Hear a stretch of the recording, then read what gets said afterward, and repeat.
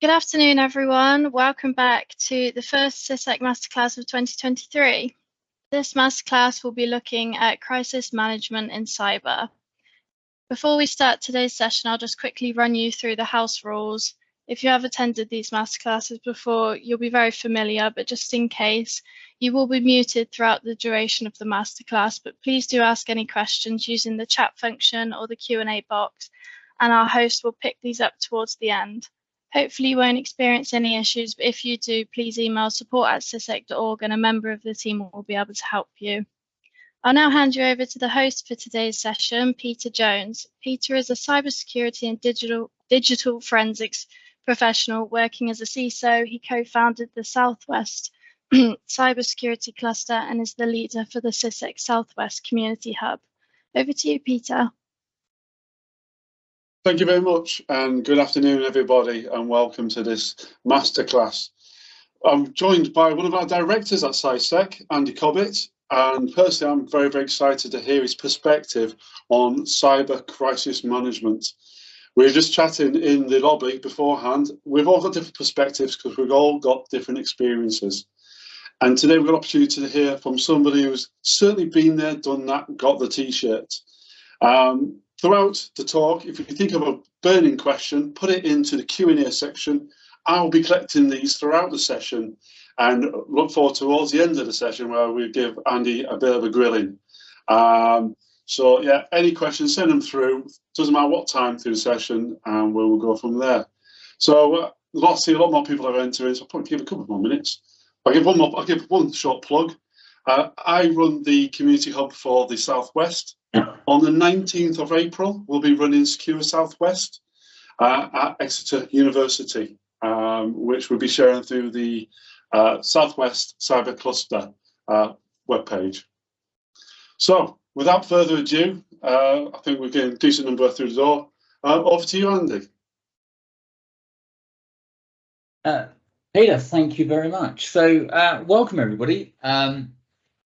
Hopefully you'll find the few insights that I've got will be of interest to you today.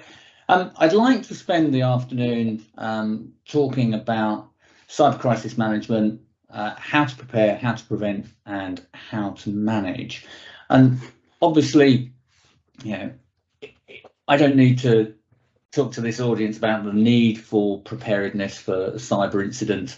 You know, there have been a growing number of cyber incidents, increasingly affecting national infrastructure. So, you know, DBS trains coming to a standstill in Denmark, the attack on 111, Royal Mail, Colonial Pipeline, to name just a few. And obviously what we're seeing is that the number of attacks and number of incidents is growing year on year. The scale of those incidents continues to grow year on year, and the complexity of those incidents again grows year on year.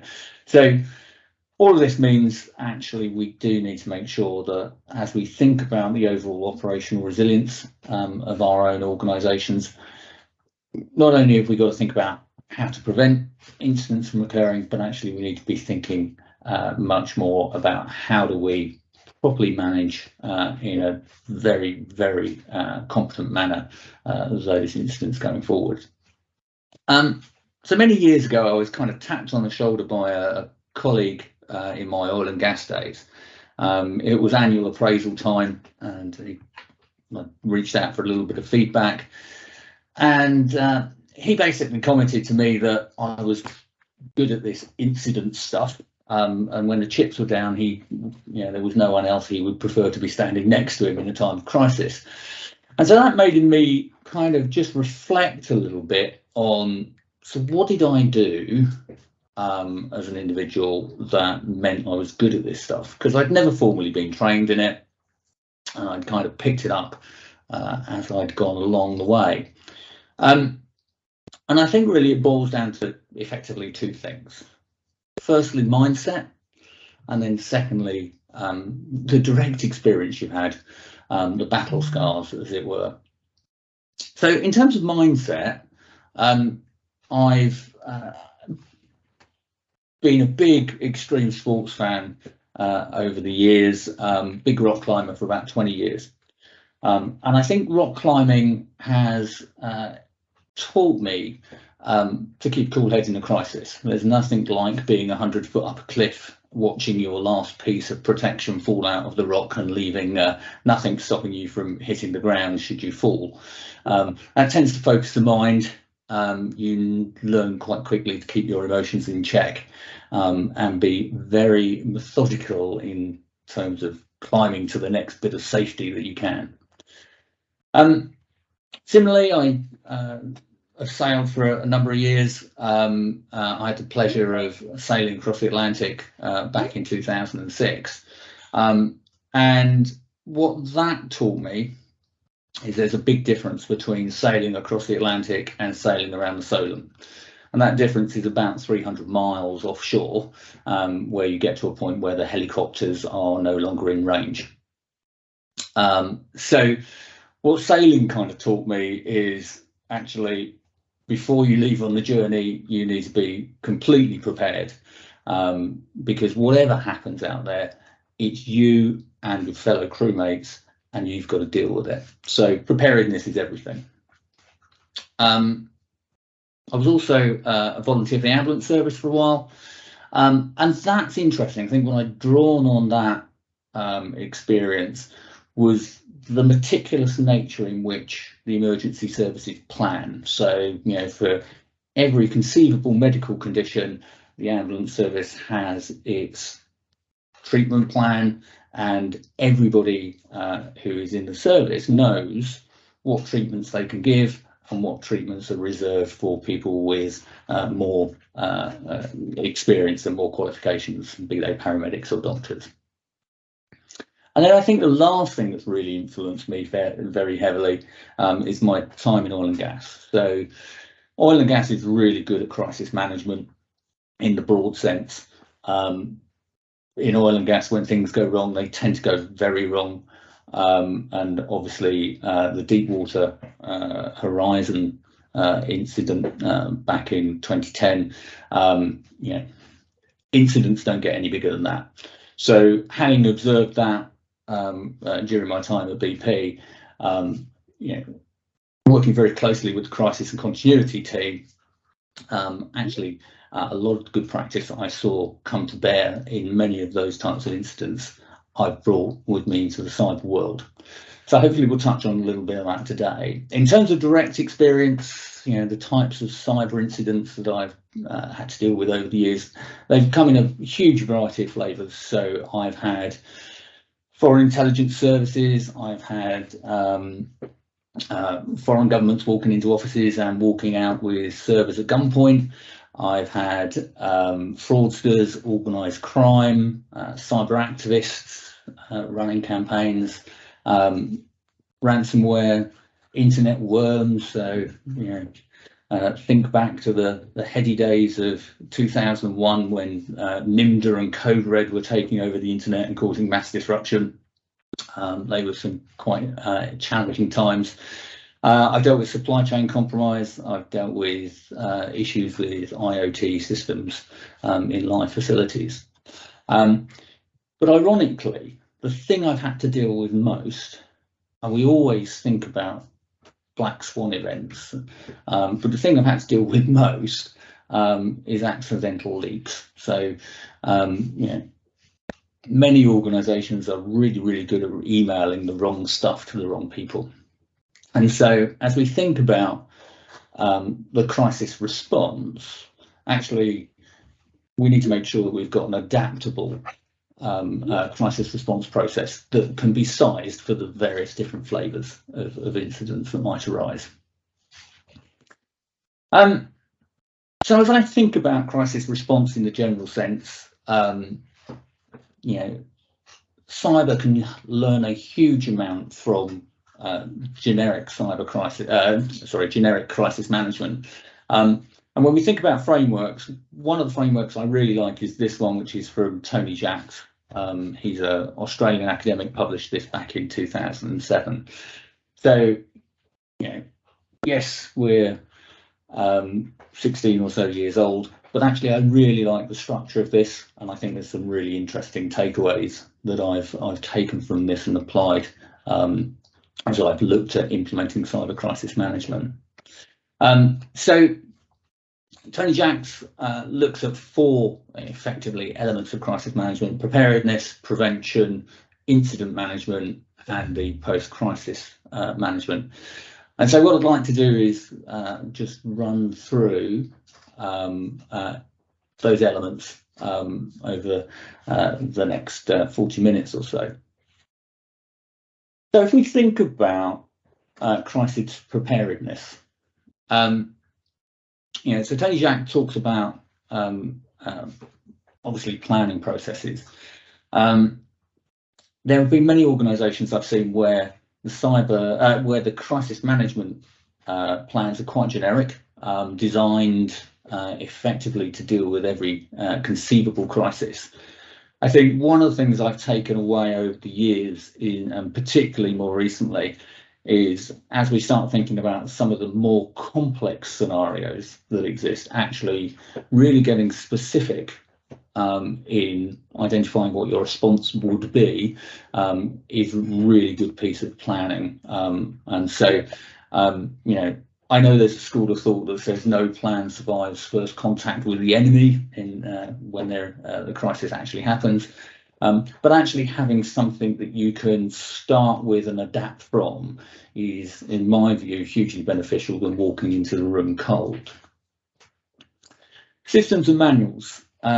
So obviously, as you get into a crisis, you'll need the ability for the crisis team to form, for a crisis team to work. They're going to need facilities, be that a crisis room to work in, or be that in the new hybrid world that we now occupy, technology to be able to collaborate. Curiously, over the last couple of years, I've given a lot of thought to how do you operate a crisis team in the event of ransomware, where potentially all of your IT in an organisation has been completely destroyed. How do you make sure that your crisis team can still operate? And obviously that was a particular challenge during the pandemic, where the option then to physically meet was also out of the question.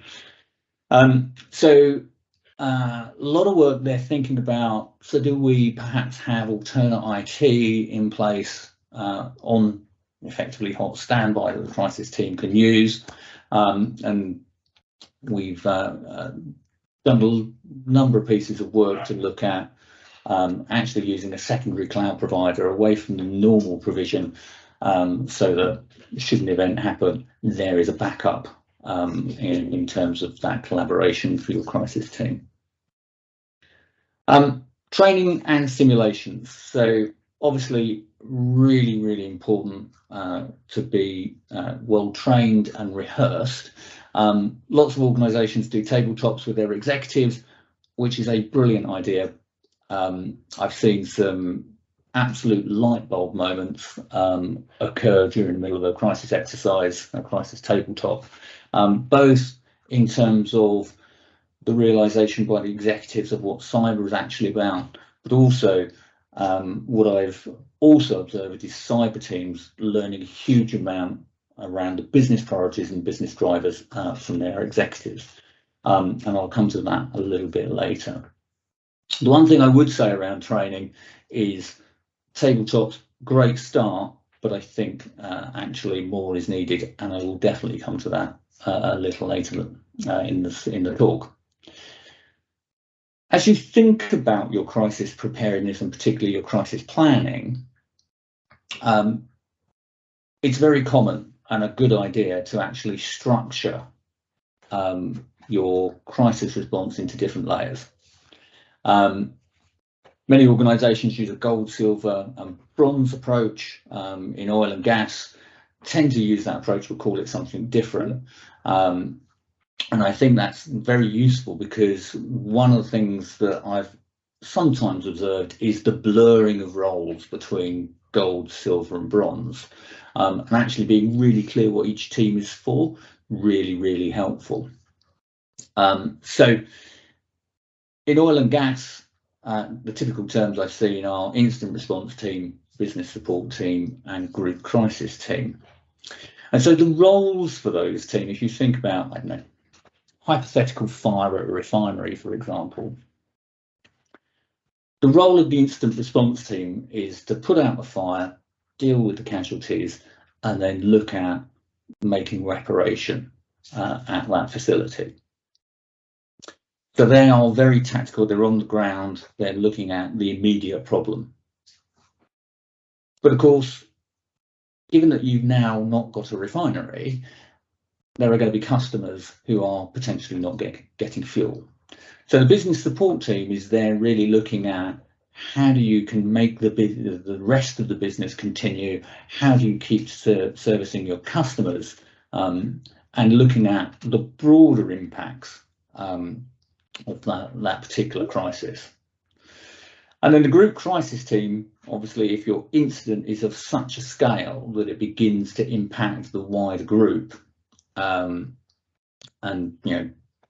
Deepwater Horizon, again, a classic example, what started off being an operational crisis quite quickly became a political crisis, a financial crisis, and a legal crisis for the entirety of the BP group.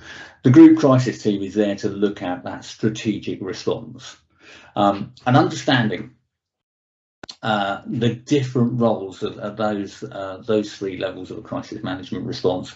Really helpful. There is nothing worse than a chief executive who's trying to tell engineers how to rebuild the IT.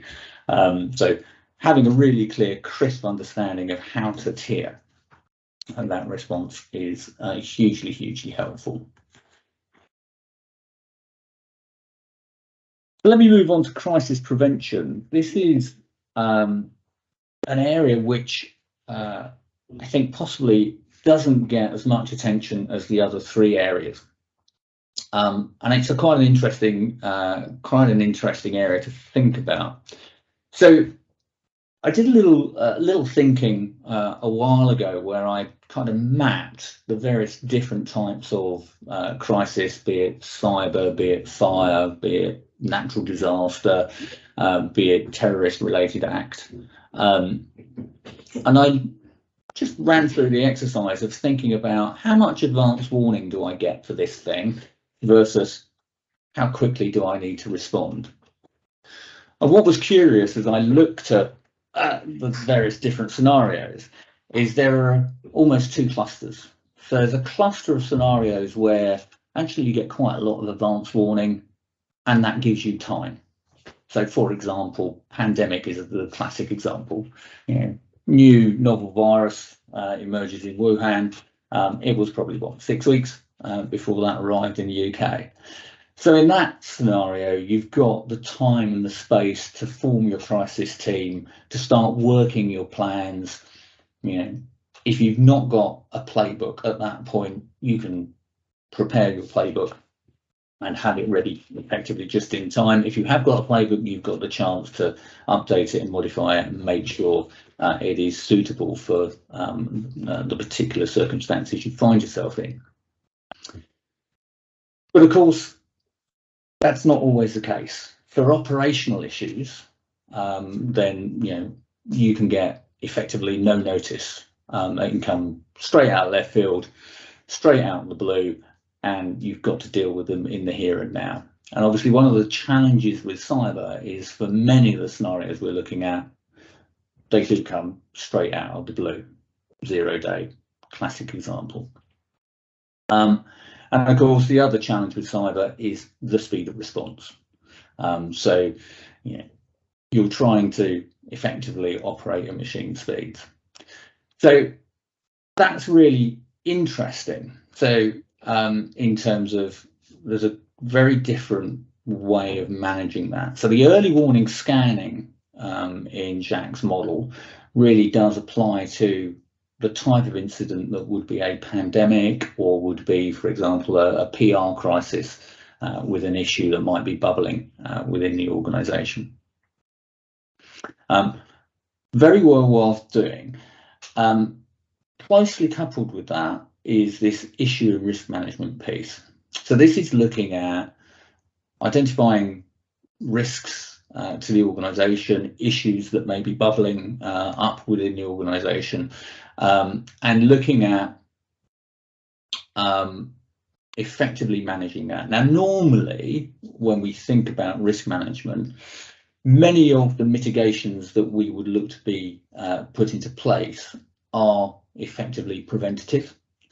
One of the curious things is actually, for me, is to look at, can we use risk registers and link that to our scenario planning? So as you identify a new or emerging risk in your risk register, actually it triggers the organisation to go away and look at the scenario playbook for that particular thing and work out and make sure that the contingencies that the organisation has in place are sufficient should that risk manifest itself.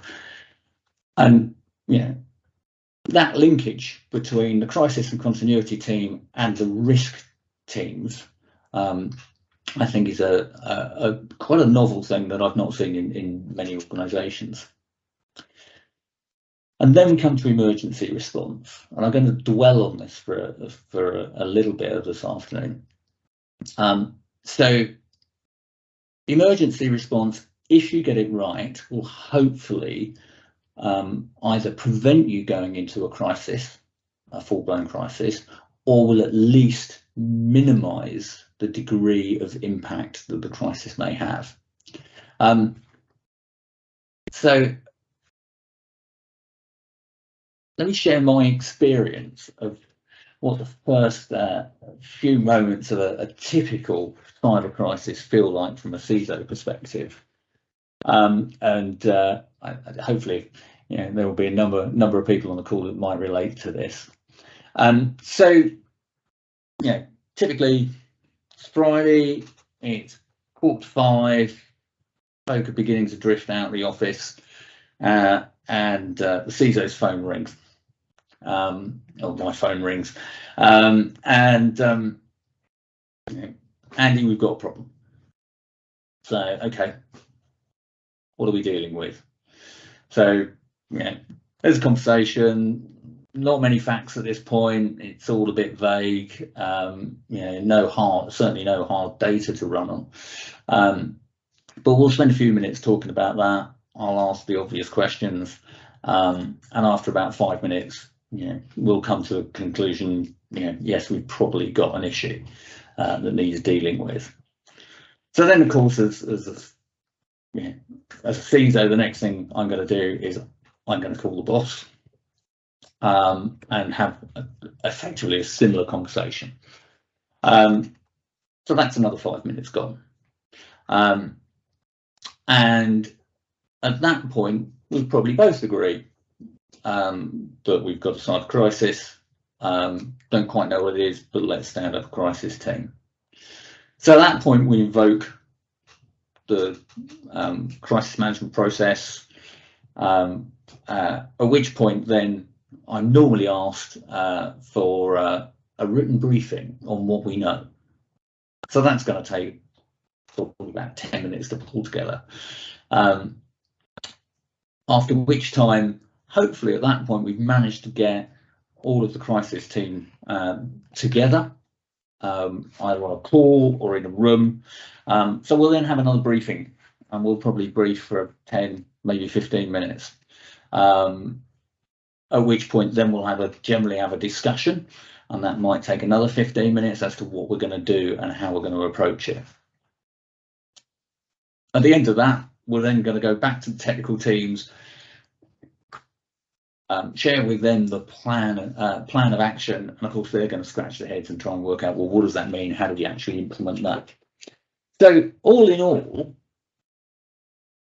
we've probably taken by that time about an hour to actually get to a point where you have actually got to be able to do your initial containment. And so for me, that hour, you've probably won or lost a battle in the first 5 minutes of that hour.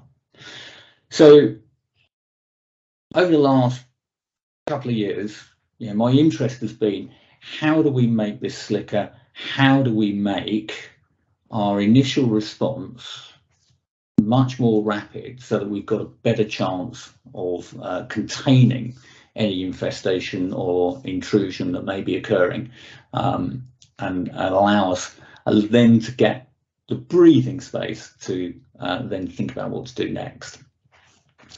And so I spent a little bit of time thinking about, so where do we go look? Who else does incident response really, really, really well? And aviation was an obvious place to think about. And one of the case studies I'm really, really admire is the response to the crash of British Airways 38 at Heathrow back in 2018. So for those of you who aren't familiar with BA 38, it was a British Airways 777, Boeing 777, flying from Shanghai to London. Had a really smooth flight over northern Siberia, northern Europe, and everything was going absolutely according to plan until 45 seconds before the aircraft touched down at Heathrow, at which point it suddenly lost power to both engines and crashed just short of runway 27 left. The flight narrowly averted a disaster, missing the busy A30.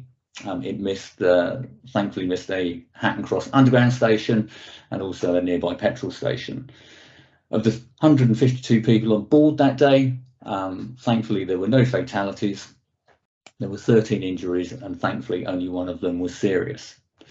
So what I'd like to do is just play you the air traffic control recording, and I invite you to listen to the response, and then I'll share with you afterwards a few of the takeaways for me as to why this was such a fantastic response.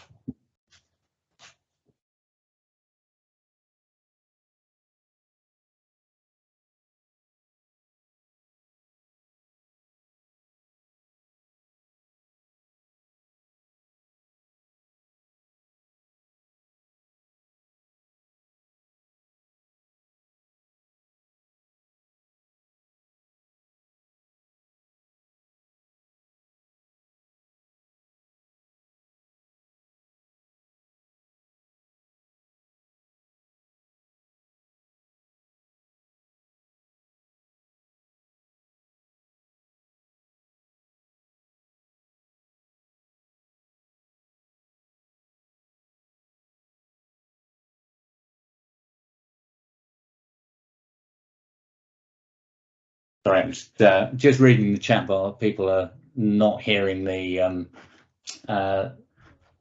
clip. Pete, are you on the call? Yeah, I heard it fine. And some people say they can hear it. I don't think other people can. So I wonder if we can put the YouTube link in afterwards. Yeah, okay. People say they can hear it, and I wonder if it's just some alternative platforms or Teams. People are looking on Teams through the web browser might not be working as well. If everything's okay, we'll continue with the presentation, and if Andy's happy to share the YouTube clip afterwards, that'd be great. Super. Right. Thanks, Pete. Right. Let me just go back a little bit. Right.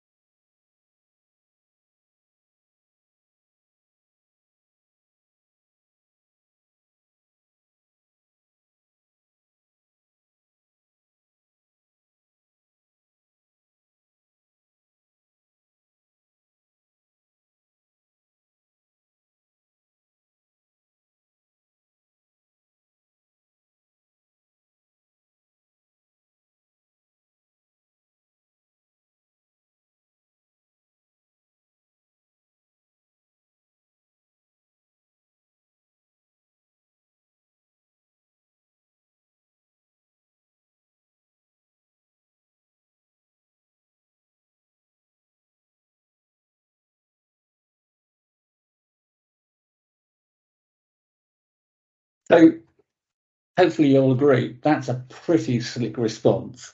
In terms of what actually happened, if you listen to the recording, the actual containment by the air traffic controller came within 4 seconds of the Mayday being declared. 4 seconds later, the air traffic controller stops all ground traffic. Within 6 seconds, the fire crew were dispatched and they were on the runway 37 seconds later. Within 78 seconds of the Mayday, all inbound aircraft were either switched to an alternative runway or were diverted away from Heathrow. And it took 1 minute and 52 seconds effectively to fully contain that situation. So emergency crews on the runway, aircraft diverted, and effectively the closure of one of the world's busiest airports. And so, as a CISO, I kind of look at that and think, wow, if I could have a cyber response that was able to achieve 1 minute and 52 seconds, I would be super, super proud of my team. So if I think about takeaways from this, for me, there's kind of 5 core things that meant that response was effective and timely. So the first of those 5 things is clear priorities. The air traffic controller didn't have to worry about commercial impact to the airport, didn't worry about commercial impact to the airlines or the disruption to passengers. The air traffic controller knows that his one true priority above all else is the safety of aircraft and passengers in the sky. And so that meant that in the moment, that air traffic controller was able to act. And even if the processes had failed, the air traffic controller would know what he needed to do and would be able to manage the situation by principle. And so as I think about the prioritization that our teams in a cyber crisis would use, actually getting that clarity is hugely, hugely beneficial. One of the things in oil and gas, and I took this to heart every time I had a cyber incident afterwards, was the principles were priority 1, safety of people, safety of life and limb. Priority 2 was the safety of long-term assets, and priority 3 was the preservation of production. And so whenever I had a cyber incident, the first question that would leave me with, from that moment on, the first question that would leave me with is anyone a danger? Is there anything I need to do from a life and limb perspective? And then you could slowly think about working down that priority list. So being really clear on what the overall strategic priorities are for the organisation is essential. Next, empowerment in the moment. So at no point did I hear the air traffic controller say, hang on, pilot, I just need to go and get authorization to do whatever I need to do. The air traffic controller was empowered to take the actions he needed to do. He knew he was empowered. The pilot, again, absolutely empowered to do what he needed to do in order to protect his plane and passengers. So making sure your teams know what they can do and how far they can act is really, really essential. And curiously, if you listen to the clip again, actually what you'll hear is when the fire engine enters the runway, it's treated as if it's an aircraft entering controlled airspace. And so there are still rules that the fire service were abiding by in terms of air traffic control rules. So being empowered, but understanding how far that empowerment extends is really, really essential. Next, processes. So the processes in this response absolutely clear, and processes throughout aviation generally are. When a pilot comes in to land at any airport, there is a standard missed approach procedure, and they will review that probably 45 seconds before landing. It will tell them if they need to abort their landing exactly what bearing to fly, what altitude to climb to, what waypoint to go to and hold at whilst they're waiting further instructions. All of those things are meticulously planned. So when something out of the ordinary happens, those processes are there. And if the other thing I'd like to call out here is actually those processes in this response were really robust. There were a couple of occasions where the processes actually went slightly awry. In particular, in the heat of the moment, the captain tells his crew to evacuate the passengers, but unfortunately, instead of hitting the intercom, it hits the radio button and transmits over the air traffic control frequencies. So, of course, that means, firstly, he's blocking the air traffic control frequencies and preventing the controllers from talking to the other aircraft. But also, more importantly, his own cabin crew hadn't heard him give the order to evacuate. And so if you listen to the transcripts, it's really interesting that the air traffic controller picks the pilot up, tells the pilot his mistake, and everybody then moves on. So having very clear, robust processes in the moment are key. The other thing that I take away from this is clear, unambiguous vocabulary. So as you listen to air traffic control, every single word matters, every single word counts. It's really easy to convey your message very crisply, very succinctly. At the very beginning of the clip, immediately after the Mayday, the air traffic controller walks through a checklist, which is written on the desk in front of him, of the information that he needs to convey to the fire crew as he dispatches the fire crew. So having a really concise language that is universally understood throughout the organisation allows you to move at pace. And then finally, I come to practice.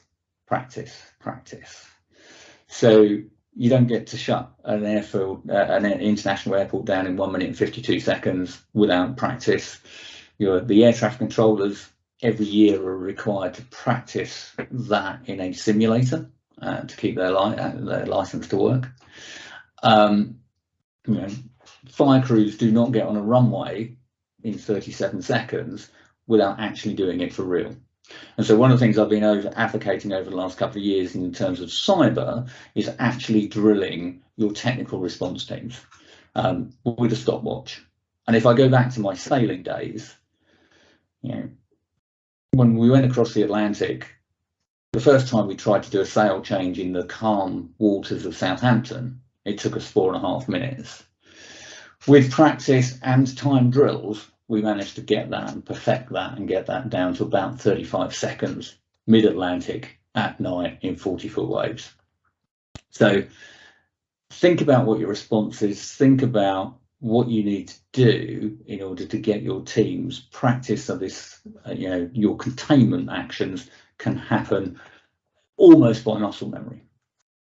And so what I've looked to do over the last couple of years is to think, how can we respond quickly in order to get to a point where you've got some initial containment around an organisation, so you've got effectively a pre-canned response that's going to be able to deal with the vast majority of the events you're likely to see. And so in the same way that Captain Kirk can throw the shields up around the Enterprise, it would be fantastic if effectively there was some shields you could throw up around your Enterprise that allowed you to gave you the safe space to do the initial thinking about what is it we're dealing with, what is it we've got, how do we now need to respond.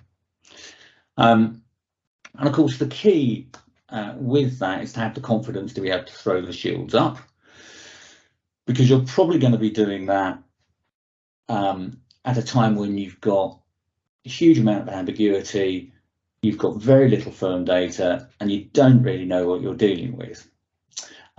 So a precursor to being able to throw the shields up quickly is actually to be able to bring them down equally quickly should it turn out to be a false alarm. And so as I talked to one of my vendors who unfortunately suffered a ransomware attack,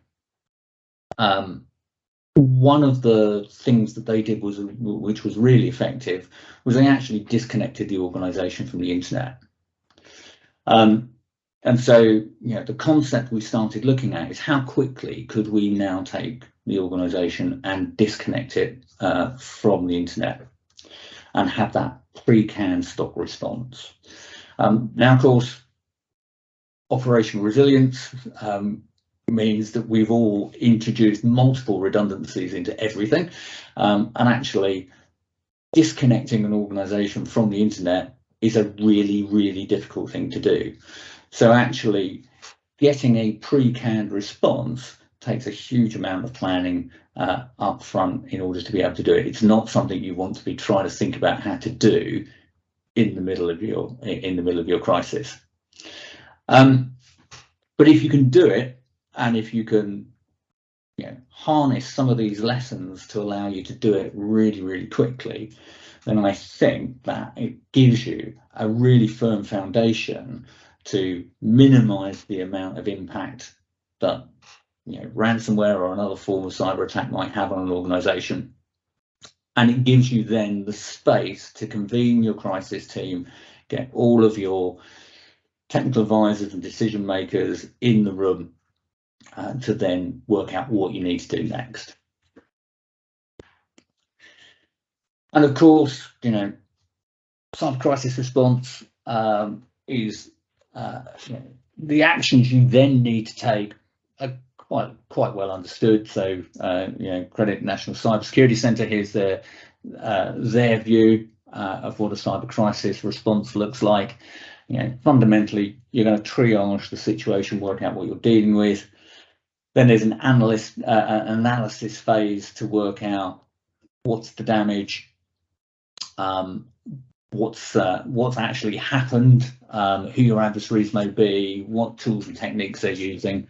At the same time, you're obviously trying to contain and mitigate the issue. And then as you move further downstream, then you'll move into that remediation and eradication phase, followed by recovery, and then your post-incident review.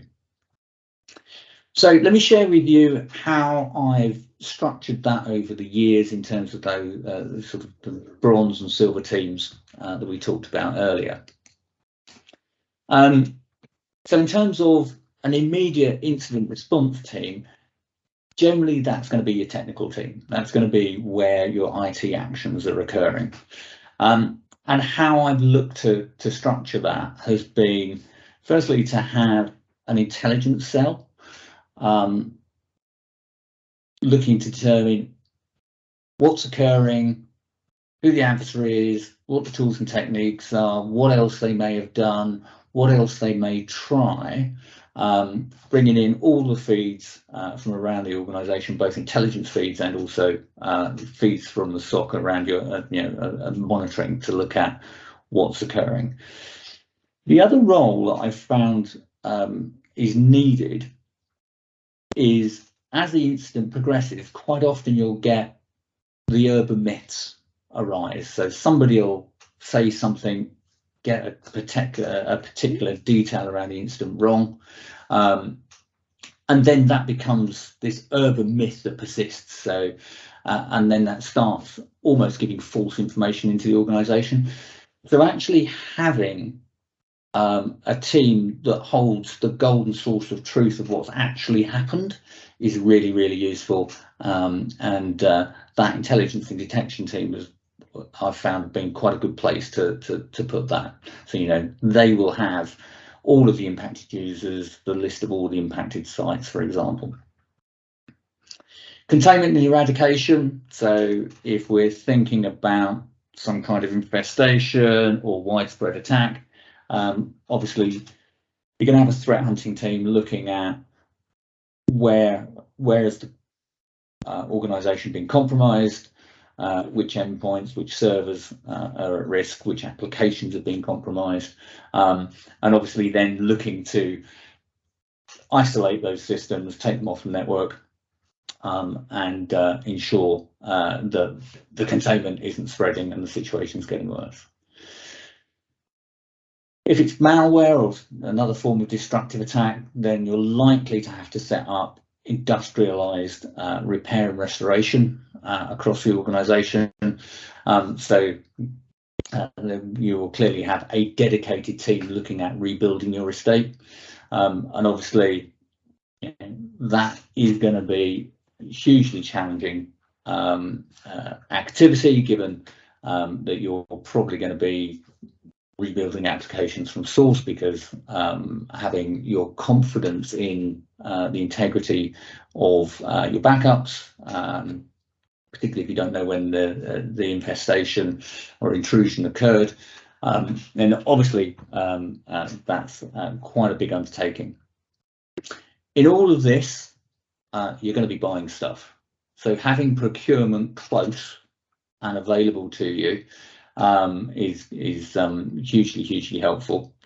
And then I talked earlier about that alternate IT, making sure that the crisis team, particularly in a destructive scenario, has access to the technology it needs to actually function. That's going to need some kind of support wrapper around it to make sure that crisis team can work. And well-being. So these are highly stressful situations. Unfortunately, I'm increasingly hearing stories of people being burnt out through crisis, people ending up in hospital with heart attacks and leaving the profession due to crisis. So think about the well-being of the team. Do you need to have employee support around the team? Do you, counselling services, for example? Certainly need to make sure that the team is rested, is fed, is watered, etc. In terms of the business support team, obviously there's going to be that linkage with the incident response team to make sure that they're aware of all of the technical activities that are happening in order to repair the organisation. But the business support team, again, is there really to look at the business lens. So business continuity is going to be a big factor, dusting off business continuity plans, making sure business continuity plans will actually operate for a cyber crisis is well worth doing in the planning phases. But essentially, you're going to be looking at making sure your critical business processes are operating. Now, that's not necessarily all of your business processes. Some of them you may need to stand down in order to preserve the ability to operate your most critical business processes. Communications, so you're going to, as an organisation, obviously need to communicate. We can have a long debate as to how much you communicate. I think from my experience, being open and transparent has generally paid dividends, but obviously, we can have that debate and the various lessons from Talk, etc. But generally, I've found organisations that are open and transparent generally fare better in the long run. Again, procurement representation in the business support team, you're going to be looking at, potentially to resource capability, business capability, business process capability. You might be bringing on business outsourcers or other new third parties. If you're unable to do a particular business process yourself at this point, you might need to outsource it. And then we come to data breach notification. Everybody gets concerned around the 72-hour notification period for the ICO. Actually, in my experience, the bigger challenge here is not that. The bigger challenge is actually thinking about how you're going to notify your data subjects, and certainly, standing up a call centre to deal with a large number of concerned consumers, and it's not just going to be the impacted data subjects, it's also going to be people who think they're impacted, who might be reaching out to you.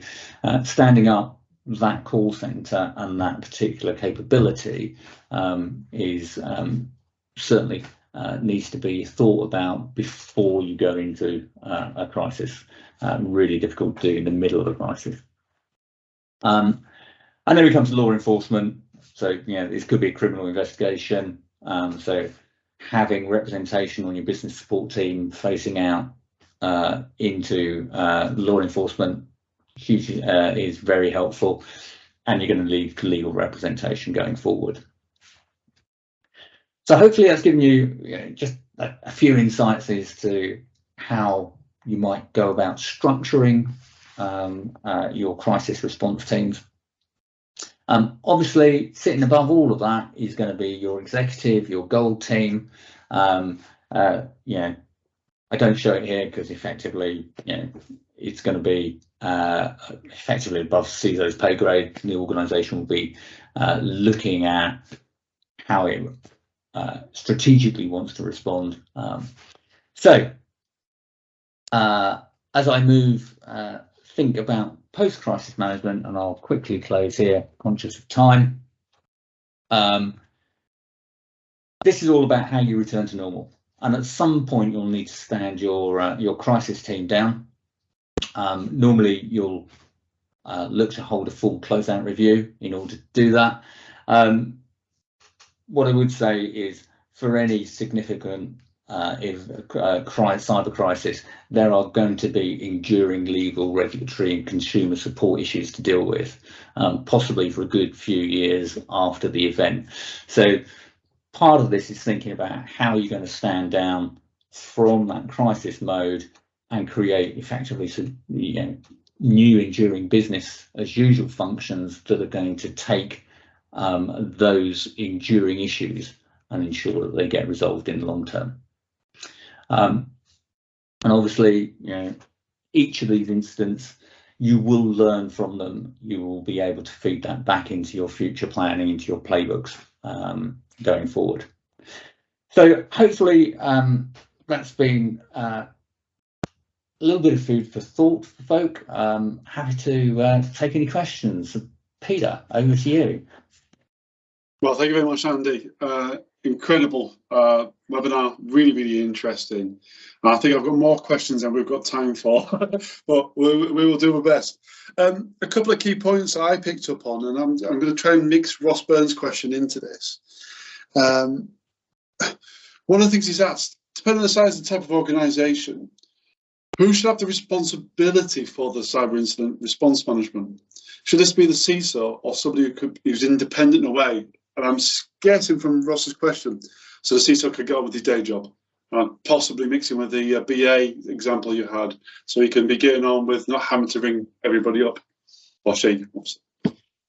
Yeah, so I think, I've seen this from, one of the big oil majors, massive organisation across 100-odd countries, down to smaller organisations.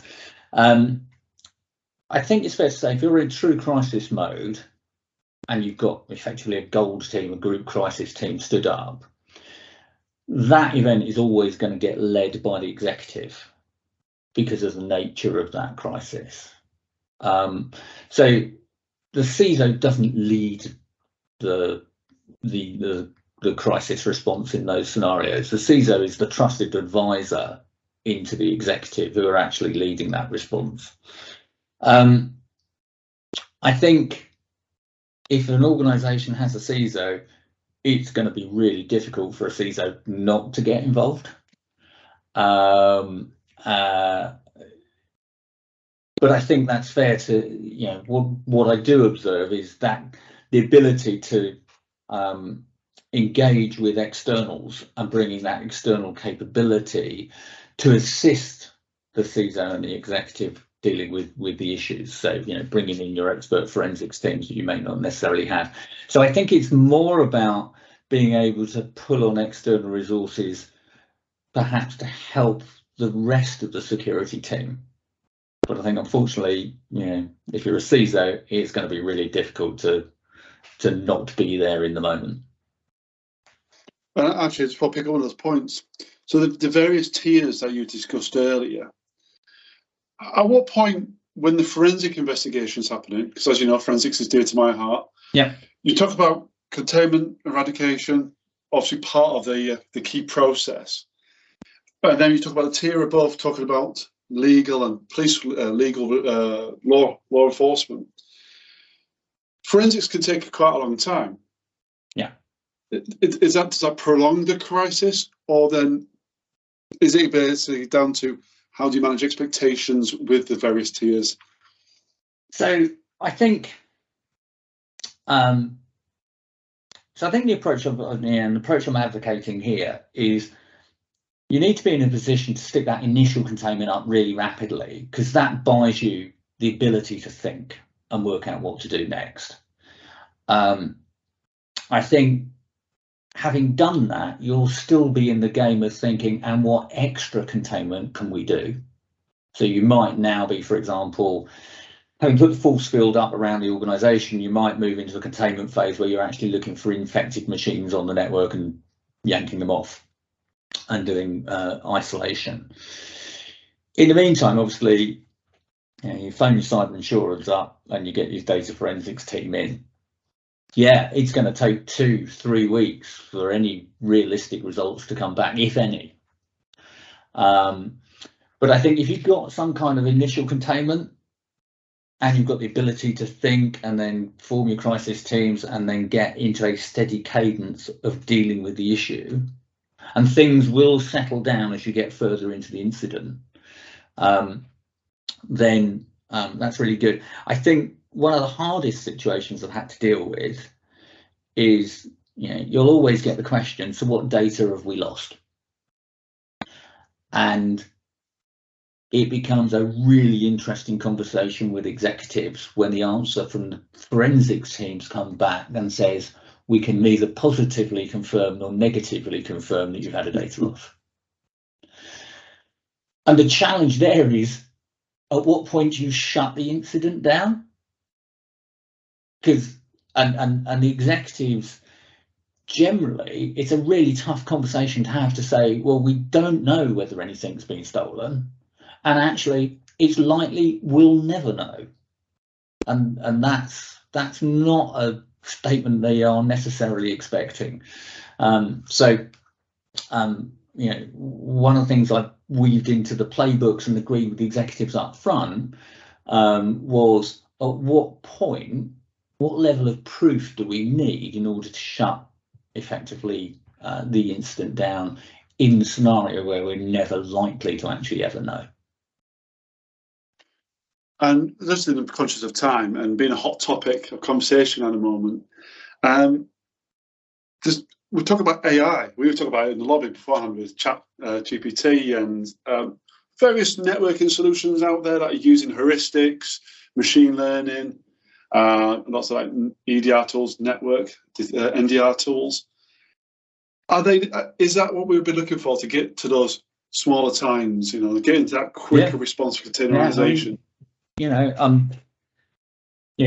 Any automation we can get that will allow us to be able to immediately respond, I think, is goodness.